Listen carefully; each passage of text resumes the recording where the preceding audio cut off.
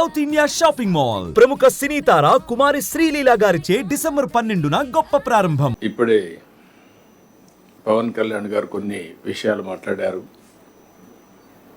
అదే మరి మంత్రులు కూడా మాట్లాడారు. ఇలాంటి కలెక్టర్స్ కాన్ఫరెన్స్లో ఒక దశ దిశ నిర్దేశించడమే కాకుండా గవర్నమెంట్ యొక్క విజన్ కానీ డైరెక్షన్ కానీ మీకు అందరికీ ఎప్పటికప్పుడు తెలియజేయడం, అదే మరి మనం చేసే పనుల కింద ఏం చేశామో అవన్నీ కూడా సమీక్ష చేసుకోవడానికి ఈ కలెక్టర్స్ కాన్ఫరెన్స్ ఉపయోగపడుతుంటాయి. అయితే నార్మల్ స్టేట్లో మనం చేసినప్పుడు చాలా ఈజీగా కూడా ఉంటాయి. ఒక డిస్ట్రక్షన్ జరిగిన తర్వాత మళ్ళీ దాన్ని రీబిల్డ్ చేసేటప్పుడు అనేకమైనటువంటి పెయిన్ పాయింట్స్ ఉంటాయి, సఫరింగ్ కూడా ఉంటుంది, హార్డ్ వర్క్ అవసరం అవుతుంది. అలాంటి పరిస్థితుల్లోనే మనం అందరం కూడా మొదటి కలెక్టర్స్ కాన్ఫరెన్స్ పెట్టుకున్నాం. ఇప్పుడు రెండో కలెక్టర్స్ కాన్ఫరెన్స్ పెట్టుకొని 6 నెలల్లోనే మనం సమీక్ష చేసుకుంటున్నాం. ఎప్పుడు కూడా ఒక పక్క క్రైసిస్ ఉంటుంది, క్రైసిస్లో కూడా ఆపర్చునిటీస్ ఉంటాయి. నేను I strongly believe that every crisis is an opportunity. How to convert that opportunity is the leadership. ఇప్పుడే పవన్ కళ్యాణ్ గారు చెప్పినట్టు మేమందరం కూడా ఎన్నికల కంటే ముందు ఒక్కొక్కరికి ఒక అనుభవం ఉంది. మాకు ఒక ఎక్స్పీరియన్స్ ఉంది, మీకు ఒక ఎక్స్పీరియన్స్ ఉంది. ఒక్కొక్కసారి బ్యూటీ ఆఫ్ డెమోక్రసీ 5 ఏళ్ళ తర్వాత భారతదేశంలో మీరు చూస్తే ఎవరైనా ఎక్సెసివ్గా బిహేవ్ చేస్తే డెమోక్రటిక్ కరెక్ట్ చేస్తుంది. అది భారత రాజ్యాంగం ఇచ్చినటువంటి ఒక పెద్ద హస్తం.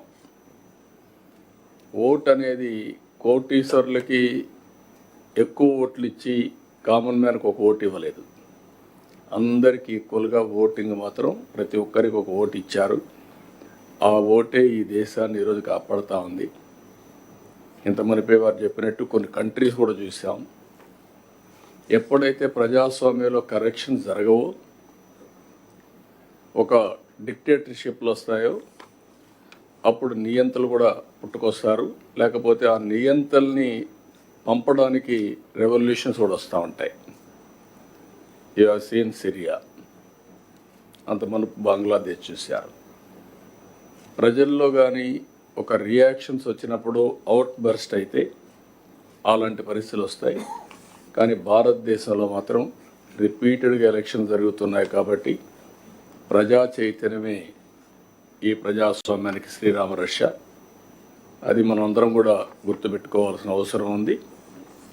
ఈరోజు వారు చెప్పినట్టు నేను ఇంత మునిపే చెప్పాను, every crisis is an opportunity అని.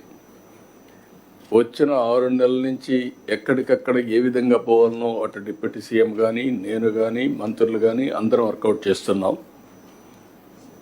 ఇటీవల ఐటీ మినిస్టర్ అమెరికాకి వెళ్ళడం, ఓసారి మనం ప్రయత్నాలు చేస్తే ఇమ్మీడియట్గా ఫలితాలు రావు.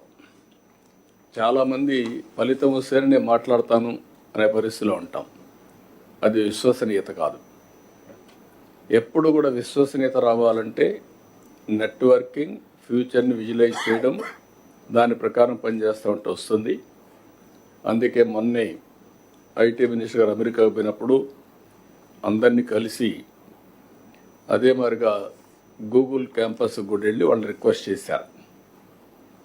దాని ఫలితం ఈరోజు గూగుల్ కంపెనీ విశాఖపట్నానికి రావడానికి మీకంటే ముందే ఒక ఎంఓయూ చేసి ఇక్కడికి వచ్చాం. దానికే లేట్ అయింది.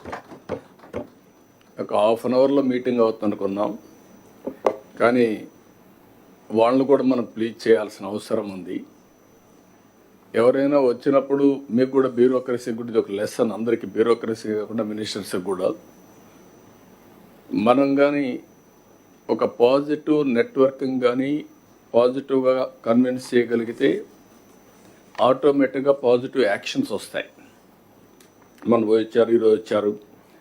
ఈరోజు నేను ఎప్పుడు మాట్లాడుతున్నాను, ఒకప్పుడు ఐటీ మాట్లాడాను, ఆ తర్వాత ఆర్టిఫిషియల్ ఇంటెలిజెన్స్ మాట్లాడుతున్నాం, ఇప్పుడు డీప్ టెక్ గురించి మాట్లాడుతున్నాం. అంటే వేరియస్ మార్పులు చేర్పులు వస్తున్నాయి భవిష్యత్తులో. వారు ఈరోజు వచ్చినప్పుడు అగ్రిమెంట్ చేసుకునేది ఒక ఎంఓయూ చేశాం. We are looking at a big opportunity in AI. Signed an MOU with Google. This will help in huge development in Visakhapatnam. Suman టీవీలో మీ పర్సనల్ అండ్ బిజినెస్ ప్రమోషన్స్ కోసం కింది నెంబర్కి కాంటాక్ట్ చేయండి.